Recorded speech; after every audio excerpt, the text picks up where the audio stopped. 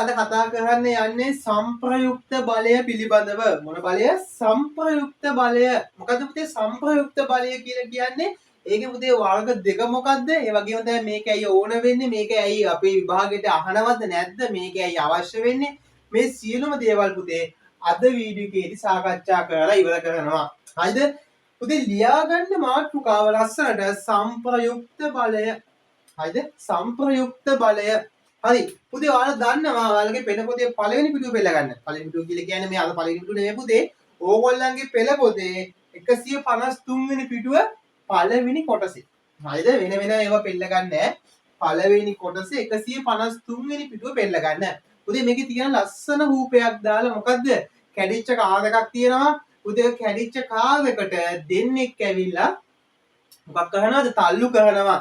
දැන් මයි පුතාලා දන්නවා ලොකු කාර් එකක් එහෙම නැත්නම් ලොකු ට්‍රක් එකක් එහෙම නැත්නම් ලොකු ලොරියක් තියෙනවා. එක්කෙනෙක් ඇවිල්ලා තල්ලු කරනවා. ලොරිය පුතේ තල්ලු වෙන්නේ නැහැ. එහෙම නැත්නම් කාර් එකක් තල්ලු වෙන්නේ නැහැ. මොකද එයා යොදන බලය, එයා යොදන ඒ ශක්තිය මදි කාර් එක තල්ලු කරන්න. පුතේ තව එක්කෙනෙක් එනවා. තව එක්කෙනෙක් කියලා දැන් දෙන්නෙක් ඇවිල්ලා තල්ලු කරනවා. තව චුට්ටක් මදි කාර් එක යන්තම් හෙල්ලුණා විතරයි. පුතේ තුන් දෙනෙක් එනවා. අමල් කමල් නාමල් කියලා තුන් දෙනෙක් එනවා. තුන් දෙනාම ඇවිල්ලා තල්ලු කරනවා. අන්න පුතේ කාර් එක මොකක් වෙනවද? ඉස්සරහට ගමන් කරනවා. පුතේ මෙතෙන්දී මොකද්ද උනේ? ඔයා හිතන්න මේ වගේ කාර් එකක් තියෙනවා. මේ වගේ කාර් එකක් තියෙනවා. තල්ලු කරන්න පුතේ මිනිස්සු තුන් දෙනෙක් වුනේ. අමල් කමල් නාමල් කියලා හිතන්න. තල්ලු කරන්න මිනිස්සු තුන් දෙනෙක් ඕනේ. පුතේ මේ මිනිස්සු තුන් දෙනා තමයි මේ කාර් එක තල්ලු කරන්න දායක වෙන්නේ. එතකොට පුතේ මොකද වෙන්නේ? මේ මිනිස්යාගෙන් යොදන බලය, මේ මිනිස්යාගෙන් යොදන බලය, මේ මිනිස්යාගෙන් යොදන බලය කියන බලයවල් තුනම එකට එකතු වෙලා තමයි පුතේ මේ කාර් එක ඉස්සරහට ගමන් කරන්නේ. එහෙම නැතු පුතේ තනි මිනිස්සෙක්ගේ බලය නෙමෙයි. 1 2 3 කියන මිනිස්සු තුන් දෙනාගේම පුතේ බලය එකට එකතු වෙලා තමයි කාර් එක ඉස්සරහට ගමන් කරන්න දායක වෙන්නේ. හරිද? තේරුණාද? හරිද? එතකොට පුතේ මෙන්න මේ වගේ එකකට අපි කියනවා සම්ප්‍රයුක්තයක්. සම්ප්‍රයුක්තයක්.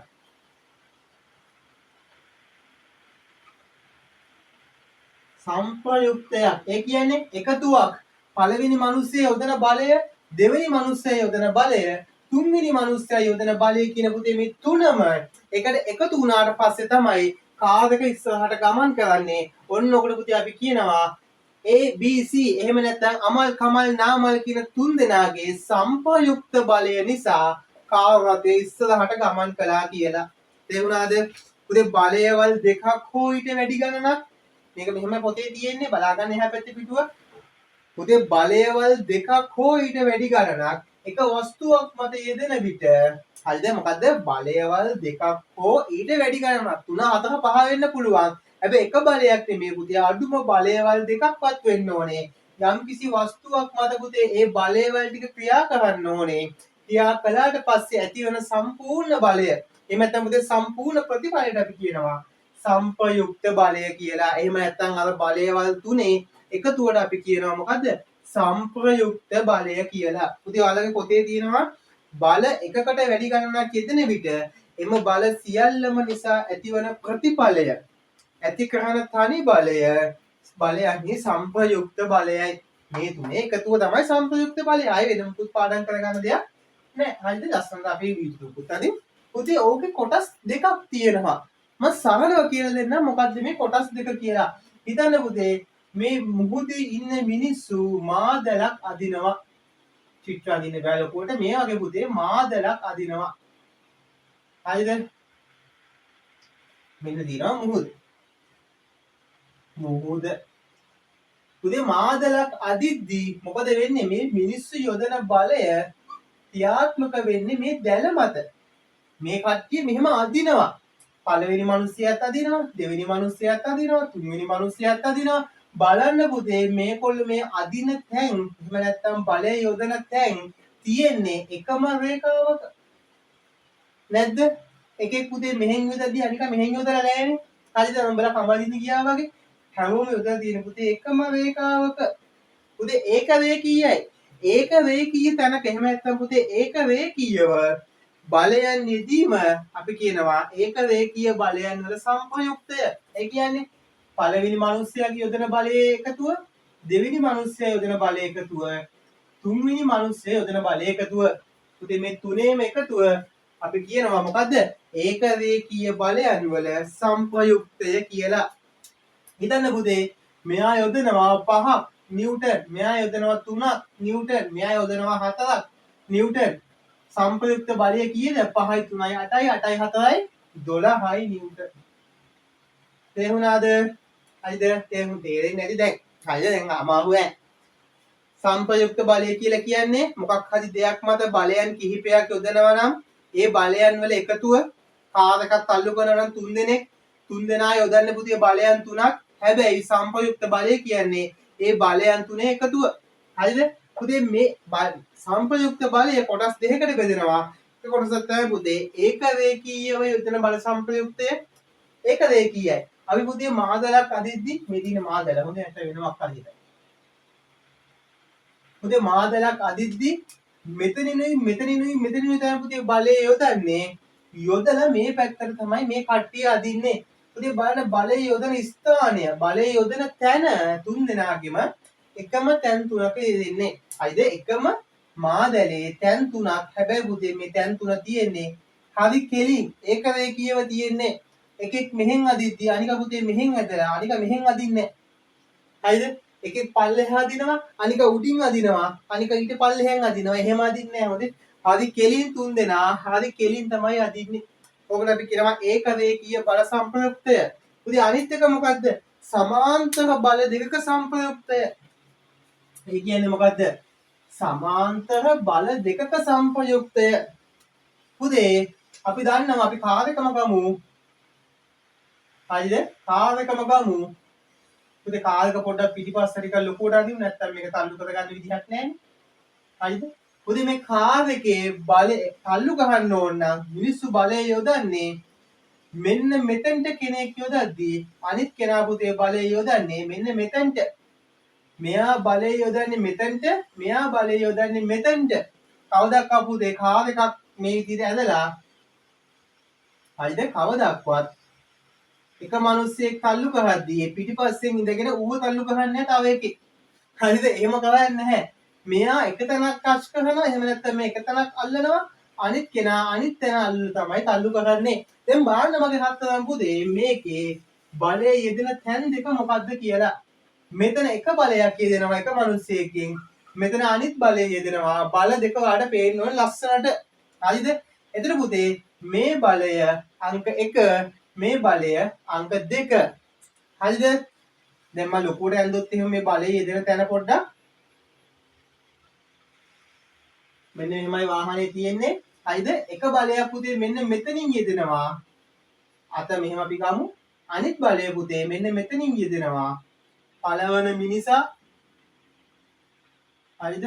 දෙවන මිනිසා පළවෙනි මිනිසා පුතේ මෙතනින් බලය යොදද්දී දෙවෙනි මිනිසා බලය යොදන්නේ මෙතනින්. දෙන්න තැන් දෙකකින් තමයි කාර්යක තල්ලු කරන්නේ. හැබැයි පුතේ බලන්න ගණන් වල වලට කියලා දීලා ඇති. මේ බලයන් දෙක යෙදෙන තැන් දෙක චුට්ටක්. එක බලයක් මෙහෙම යෙදෙද්දී අනිත් බලය යෙදෙන ඊට පල්ලෙහෙන්. පුතේ මේ දෙක මොන තරයිද? නිකාන්තරයිද? නිගණ්ඨයිද? නැහැ පුතේ මේ දෙක සමාන්තරයි. සමාන්තරයි. ඒක බලන්න. කාර්යයක් තල්ලු කරද්දී තැන් දෙකකින් තල්ලු කරන්නේ මේකට මේ බලය යෙදෙන තැනට මේ බලය යෙදෙන තැන සමාන්තරයි. ඔන්නෝකට පුතේ අපි කියනවා සමාන්තර බල දෙකක හෝ කිහිපයක සංප්‍රයුක්තය.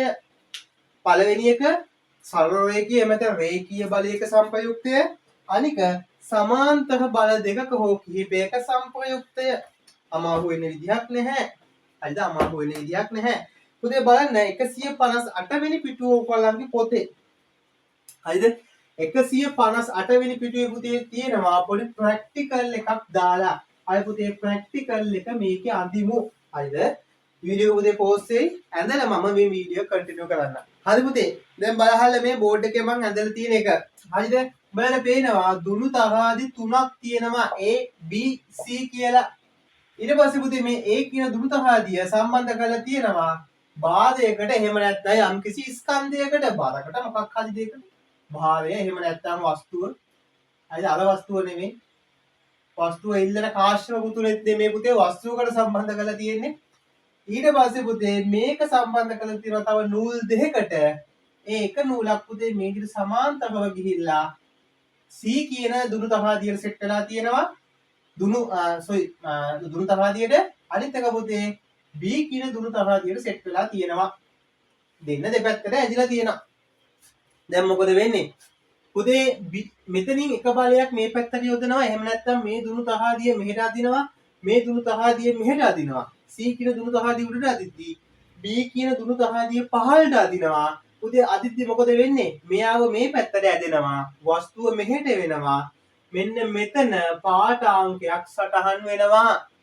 පාඨාංකයක් කිව්වේ යම්කිසි අගයක් සටහන් වෙනවා පුතේ උදාහරණයකට හොඳට බලා ගන්න මම B කියන දුරු තහාදිය අදිනවා නිව්ටන් 20ක බලයකින් පුතේ මම C කියන දුරු තහාදිය අදිනවා නිව්ටන් 30ක් කියන බලයකින් හරිද එතකොට පුතේ නිව්ටන් 20කින් මේ නූල ඇදෙද්දී නිව්ටන් 30කින් මේ නූල ඇදෙනවා දැන් මොකද වෙන්නේ මෙයාව පුතේ ඉස්සරහට තල්ලු වෙනවා තල්ලු වෙනකොට මෙතන පාඨාංකය පුතේ මට පේනවා නිව්ටන් 50ක් කියලා නිව්ටන් 50ක් කොහෙන්ද 50ක් ආවේ සර් කොහොමද නිව්ටන් 50 ගත්තේ මෙහෙමයි පුතේ ගත්තේ B කියන දුරු තරාදිය මෙහෙට අදිද්දි අදින ගාන නිව්ටන් 20යි C කියන දුරු තරාදිය උඩට අදිද්දි අදින ගාන නිව්ටන් 30යි පුතේ උඩට එකක් අදිනවා පහළට එකක් අදිනවා අදින හින්දා මෙන්න මෙතන තියෙන නූල ඉස්සරහට ඇදිනවා ඉස්සරහට ඇදිද්දි මේ භාවය එහෙම නැත්නම් වස්තුවත් ඉස්සරහට ඇදිනවා ඇදිද්දි මෙන්න මේ භාවය මත ක්‍රියා කරන හරිද බලය මෙන්න මේ දුරු තහාදියේ සටහන් වෙනවා මොකද මෙයාව එක පැත්තකට සම්බන්ධ කරලා තියෙන බිත්තියකට ආයි පුතේ හෙල්ලෙන්නේ නැහැ හෙල්ලෙන්න තියෙන එකම තැන මෙයාව අදින්නේ මෙයයි මේ දෙන්නගේ එකතුව මෙතන සටහන් වෙනවා පුතේ අගේ කීයද 50යි එయ్యේ 50ක් ආවේ පළවෙනි බලය 20යි දෙවෙනි බලය 30යි පුතේ 20යි 30යි එකේ පන්තියේ ගණන් කීයද 50යි නිව්ටන් හරි ලේසි මහා මාළුවක් නෑ දැන් ඔයාලට පේන්න ඕනේ පුතේ සම්ප්‍රයුක්තය බලයන් දෙකක් හෝ ඊට වැඩි ගණනක් වස්තුවක් මත ක්‍රියා කරද්දී මොකද බලයන් දෙකක් හෝ ඊට වැඩි ගණනක් වස්තුවක් මත ක්‍රියා කරද්දී පුතේ ඇතිවන බලයන් එකතුව සම්ප්‍රයුක්තය නම් වේ යම් කිසි වස්තුවක් මත බලයන් දෙකක් හෝ වැඩි ගණනක් ක්‍රියා කරනවා ඇති කරන බලයේ සම්ප්‍රයුක්තය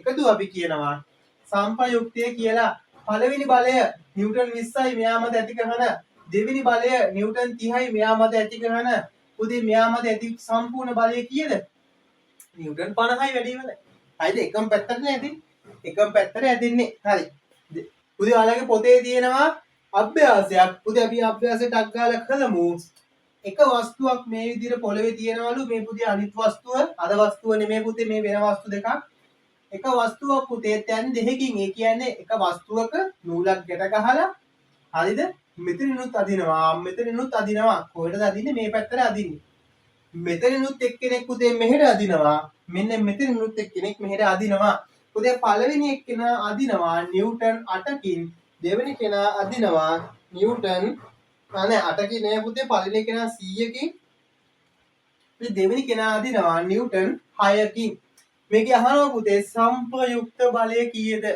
මොකද සම්ප්‍රයුක්ත බලය කියලා අපි දන්නා සම්ප්‍රයුක්තය කියලා කියන්නේ බලයන් වල එකතුව මොකක් මත ක්‍රියා කරනද වස්තුවක් මත ක්‍රියා කරන පුතේ බලවල එකතුව කීයද